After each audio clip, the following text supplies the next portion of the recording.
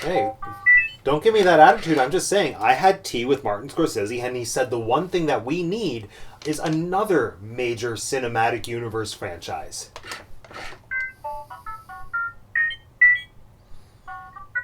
Don't use that language on my show. Welcome to Teacup For One.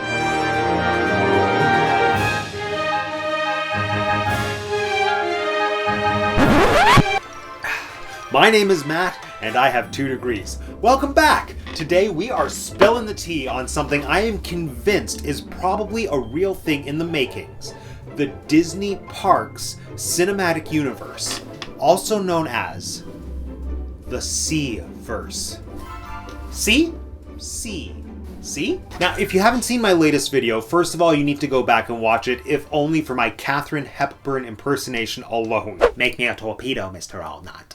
But the TLDW of that video is basically that I think this upcoming Jungle Cruise movie that was pushed to next year could be the first installment in a cinematic universe based on the Society of Explorers and Adventurers. If you're unfamiliar with SEA, it's an Imagineering backstory about the Society of Explorers and Adventurers that pretty well ties together every ride in a Disney theme park that's not already tied to an existing Disney film. So basically, the Jungle Cruise could be the start of a Disney Parks cinematic universe. Are you excited? You should be. Now, I know we live kind of in a cinema age where there is overkill with all the franchises, sequels, and cinematic universe attempts, but I personally believe that a Disney Parks cinematic universe based on SEA has the potential to be as good as the Marvel Cinematic Universe. Bold statement, yes. True statement, absolutely. First, let's take a look at what it actually means to create a shared universe or a cinematic universe. I'm going to read to you from Wikipedia right now. A shared universe or shared world is a set of creative works where more than one writer or other artist independently contributes a work that can stand alone, but fits into the joint development of the storyline, characters, or world of the overall project. So basically, in a perfect shared universe or cinematic universe, you can enjoy each film individually by their own merits, but you can get a greater experience by watching all of them and then getting one overarching story that concludes in some kind of epic crossover battle, like what we saw with Infinity War or Endgame. Now, even though Marvel has debatably done it the best and been the most successful, they aren't the first studio to pioneer the idea of a shared cinematic universe. From what I can tell, that actually goes to Universal back in 1943 when Frankenstein met the Wolfman. Ever since then, we've had crossovers in popular culture that have been absolutely delightful. Like, remember when the Flintstones met the Jetsons? That was awesome. Or a very specific demographic might remember this incredible anti-drug cartoon from the early 90s called All Stars to the Rescue? I can't remember. See, I was too young to realize the whole message was just don't do drugs, kids. I just wanted to see Kermit the Frog hanging out with the Ninja Turtles, and I did, and it was great. There's a million, billion wonderful ways to say no. But even though we have had crossover films and crossover TV series for decades, I would argue that Marvel is the first time we've actually seen that put into play for the purposes of story over novelty, or teaching kids that drugs are bad. There's a million, billion wonderful ways to say no. The MCU showed us that there is a market and extreme interest for a series of individual films that can be enjoyed on their own, but also as a package deal. And it is a train that lots of studios have tried to jump on, to varying degrees of unsuccessfulness. I mean, we have the DC Extended Universe, which is still kind of a thing, and good for it. And then you have Universal's attempt at the dark universe. Oh, how the mighty have fallen. It's just really ironic. Universal, the studio that pioneered the idea of a crossover film, tries to create their own cinematic universe by taking all of these monsters they have in their arsenal, but then trying to turn them into action heroes. And if you don't know what I'm talking about, remember when The Mummy came out? Like, not the good one with Brendan Fraser, but the one that came out like a couple years ago with Tom Cruise. That was supposed to jumpstart the Universal Dark Universe, where all of the monsters were kind of going to be action stars / superheroes, kind of like the Avengers, and then they were going to be led by Dr. Jekyll and Mr. Hyde, played by Russell Crowe, but it didn't work, and it's probably for the best.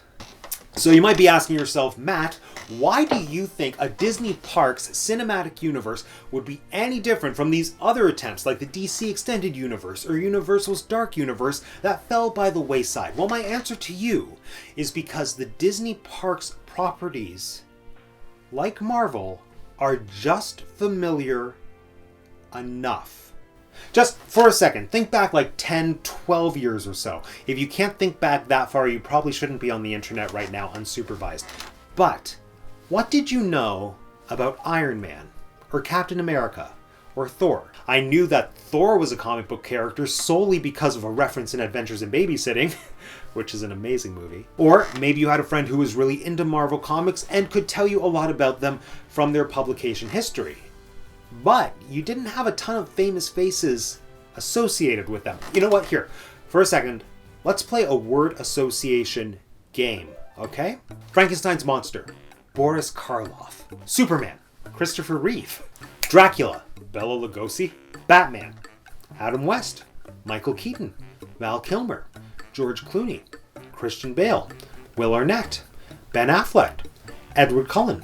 All of those characters and all of those films already have an established legacy, and we already have actors associated with them, movies associated with them, stories associated with them, that if you try to work them into something bigger than their own franchise, it really doesn't work, and it almost does a disservice to them. I think the reason the Marvel films have been so successful over the past decade is because they're characters that we were all familiar with, but just enough. When an audience goes to see one of those movies, they don't have the weight of expectations of what these characters or movies should be based on past films. And so then there's a lot more wiggle room for what they can be, for them to be built into something really big, new, and original.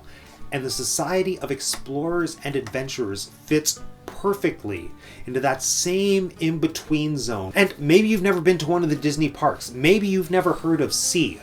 But I bet you have heard of the Tower of Terror, or Expedition Everest, or the Jungle Cruise. See, I brought it back. See, I brought it back. A bit of background on Sea. The Society of Explorers and Adventurers was first officially conceived as part of Tokyo Disney Sea in the early 2000s, and the society itself was based on the Adventurers Club, which was an incredible nightclub that was part of Pleasure Island in downtown Disney, which closed the year I turned 21, and if that's not a slap in the face, I don't know what is.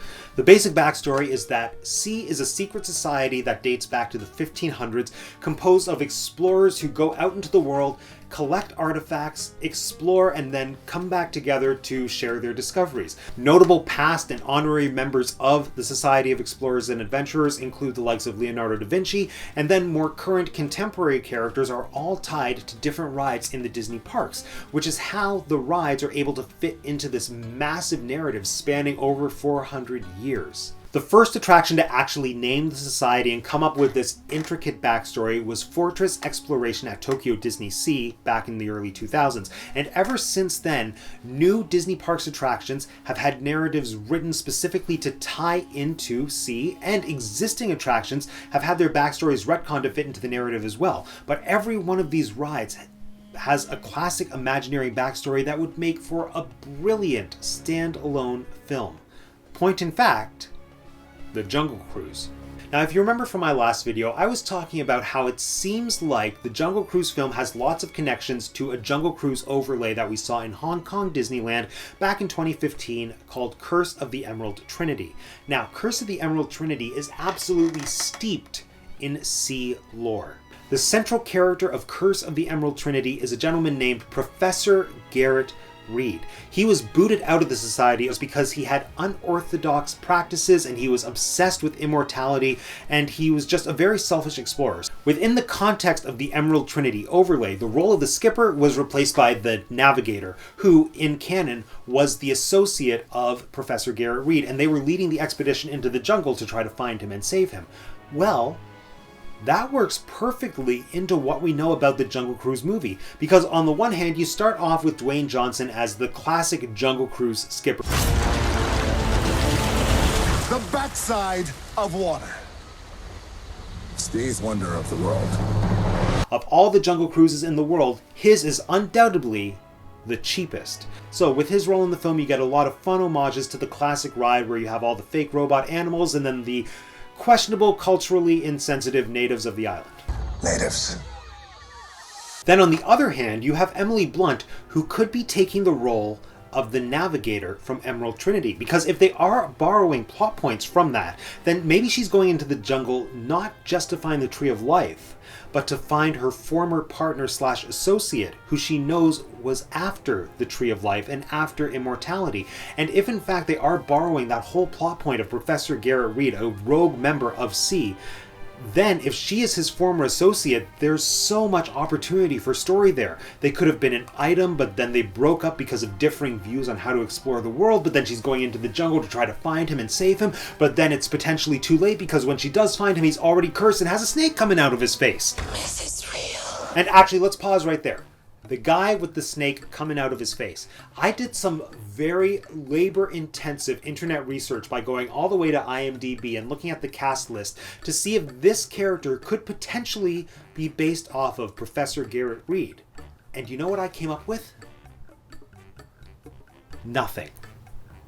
No, like, literally nothing. I'm pretty sure the actor is Edgar Ramirez, who has third billing in this film. He is only behind Emily Blunt and Dwayne Johnson, and yet he does not have any character name listed on IMDb. And the same goes for some of the other big names in the film, like Paul Giamatti or Jesse Plemons. And these character name omissions are in no way because of a lack of information. The cast list is very, very detailed and intensive, all the way down to the person who plays Guitar Lady. No, this is absolutely a step towards trying to avoid spoilers for the film. But how can you have spoilers for a film that takes place in a universe that's brand new to moviegoers? Easy. If it's based on something that's already been established. And something else noteworthy that I clocked during my labor-intensive IMDb scrolling, there are 9 cast members that are listed as society members. Now, at first thought, I figured, okay, these just must be members of high society that are riding a really nice jungle cruise at the beginning. But no. There are people who are listed as playing boat tourists or high society members, and they kind of take care of that demographic of characters. And then when you actually look at the profiles of the people who are playing just society members, they all fit into a very specific type. These are all middle-aged-ish men who have a history of playing prisoners, but also politicians. They are rough, but also refined. Basically, these are the guys that you would put into a room that you wanted to fill with explorers and adventurers. But finally, the biggest clue in the trailer suggesting that we are getting a SEAverse. Oh my gosh. Who brings a submarine to the Amazon? Fire! Who brings a submarine to the jungle? You know who would bring a submarine to the jungle? Captain Nemo from 20,000 Leagues Under the Sea, or one of his descendants, because, fun fact, Captain Nemo is actually woven into the sea mythology. And this could mean that the next installment of the SEAverse is a remake of 20,000 Leagues Under the Sea, which, honestly, SEAverse or not, that is a Disney live-action remake that I want to see. Oh, it's never going to get old. But of course, the next chapter in the SEAverse could be Indiana Jones 5, because, fun fact, Indiana Jones is actually part of the SEAverse narrative as well. In fact, he's the arch nemesis of Professor Garrett Reed from Curse of the Emerald Trinity. But then there's also that mysteriously all too soon announced reboot of Pirates of the Caribbean, and not to mention the 11 untitled live-action films that we are slated to get in between Jungle Cruise and 2023. You know what? There is just so much information and so much potential for incredible films based on Disney park rides that I think this is going to have to be a series.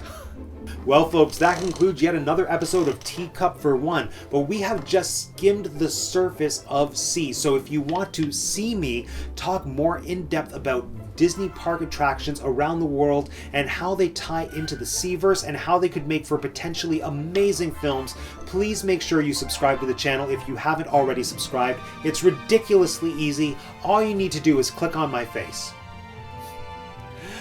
Thank you so much for joining us once again today, everyone. My name is Matt, and I have 2 degrees, and that's the T. Cup for One. Okay, go away.